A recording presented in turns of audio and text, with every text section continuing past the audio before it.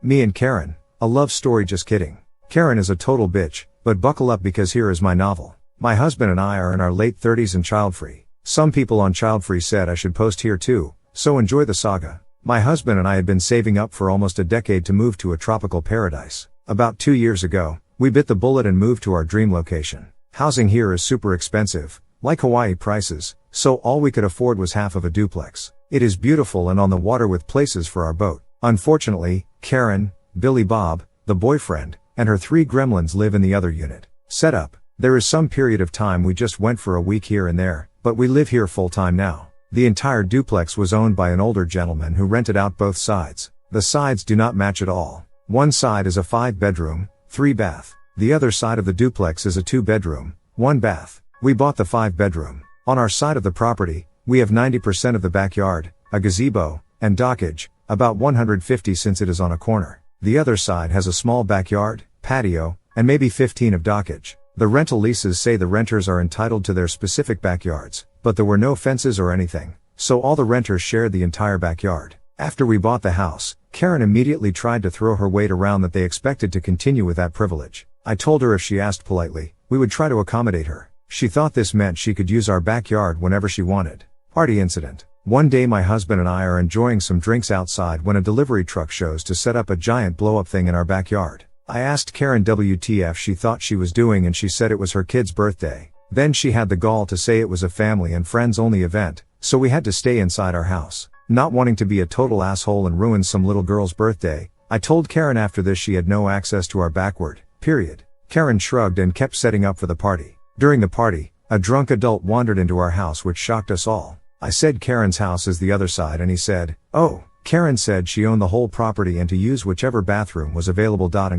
I directed him to Karen's bathroom and soon after she came storming into our house, screaming about how dare we make her look bad to her friends and how selfish we are, we couldn't even spare one bathroom. She said we didn't deserve all this space with just us. I told Karen to get the hell out of my house or I would be calling the cops. She finally left and the party wrapped up shortly after. Backyard remodel. After the party incident, we decided we needed to clearly define the backyard and build a fence. While we were spending the money, we decided to update the patio, put in a fire pit, and an outdoor kitchen. While the contractor was on site, nosy Karen had to come investigate. Since the fence would be the last thing built, I was vague and just stuck to telling her about the patio update. You could see her face light up because of course in her mind, what's ours is hers. When the workers started on the fence, Karen came out screaming for the work to stop. I went outside and told the workers to keep working and told Karen to butt out. Of course in true Karen fashion, she called the cops. What happened next was hilarity on my part after explaining to the cop that we were building a fence on our property and the landlord, of which Karen was not,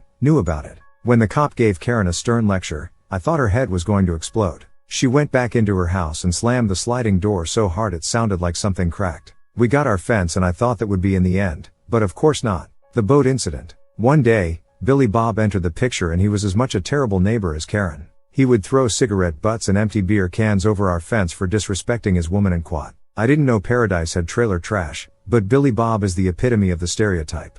Billy Bob has a boat, a 30 fishing boat to be precise. Of course, that side of the duplex only has 15 of dockage. Since we have so much dockage and only one boat, we rent out the other dockage spots as month to month. People come and go, so if we don't receive rent from them by the end of the month and the boat disappears, we think nothing of it. We had a renter who tied up their boat on the property line, but Billy Bob wanted to park his boat and needed that space. Karen and Billy Bob posed as us. We were out of town, told the renters to be gone at the end of the month, and then parked Billy Bob's boat on the dockage. I only found out about it weeks later because the renter left a nasty review on the rental site we use. They said we were rude and went back on the verbal agreement to let them stay for 3 more months. I was like, what the fuck is all this?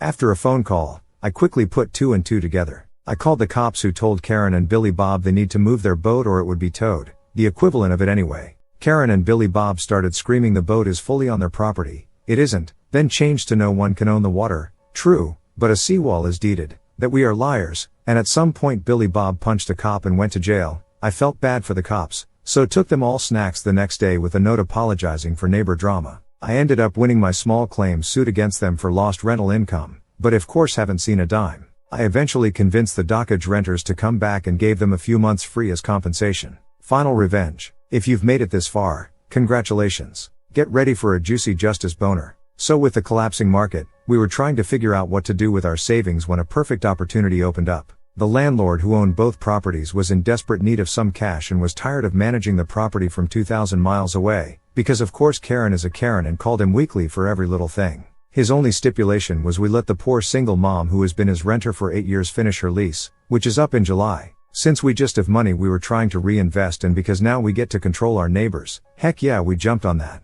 Since we didn't need a realtor or mortgage and an inspection had been done just a year ago for the old landlord to refinance, everything closed in just under 2 weeks. Karen was aware of a change of ownership. We registered the property under an LLC, but didn't know who, until 8 days ago. I went over to Karen's house and knocked on the door. Karen answered with a "What the fuck do you want, cunt?" I smiled, handed her our landlord information, and sweetly reminded her rent was due by Friday, but she could just hand me the check if that was easier. I've always heard descriptions of people's faces turning white, but this was the first time I have actually seen it. I told Karen that we are honoring her lease until the end of July, but afterwards she had better make plans to move because we instead to remodel it before these next tenants moved in.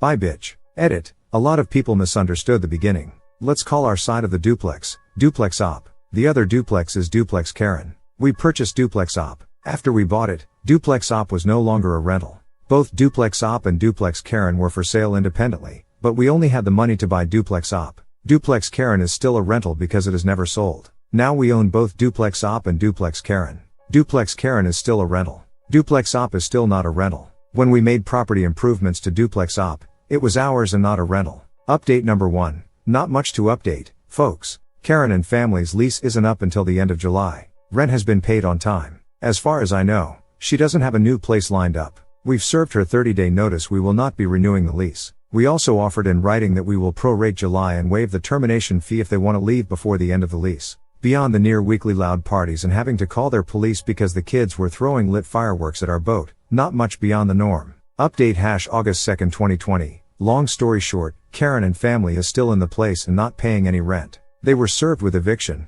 but due to COVID stuff we can't actually do anything about it. At least Karen and Billy Bob had a giant fight which ended up in him being arrested and he hasn't returned. I've been told by our lawyer, once some laws are changed/removed in September, we can have the police escort them off the property that day since we've already filed the eviction. It's just a shit show right now. Karen is being extra smug. She tried to pushing her bounds and kept coming over to our property. A talk with the cops set her straight, but she's playing music loud and just tossing her trash everywhere. We really wanted to move our elderly parents in after a quick remodel because dad needs shoulder surgery badly and mom now needs a walker. They need more care and it's getting harder driving 2 hours a day to do that. Our parents want their own space though and won't live on our side with us. My husband and I are trying not to be angry and make things worse with Karen, but we are both exhausted. Things just suck. Update December 3rd, 2020. Life is weird.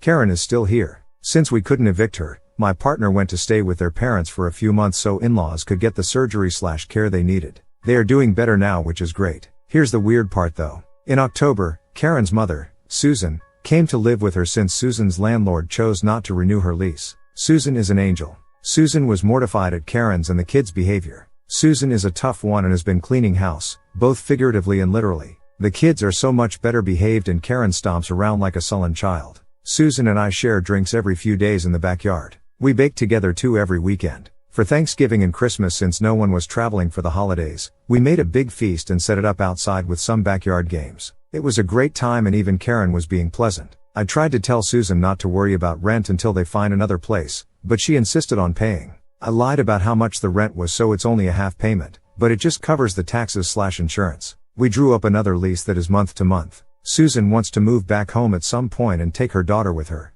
Karen the first think it's ready for a change too, but obviously with COVID it might take some time. It's pretty pleasant right now though, so I'm in no hurry for them to leave.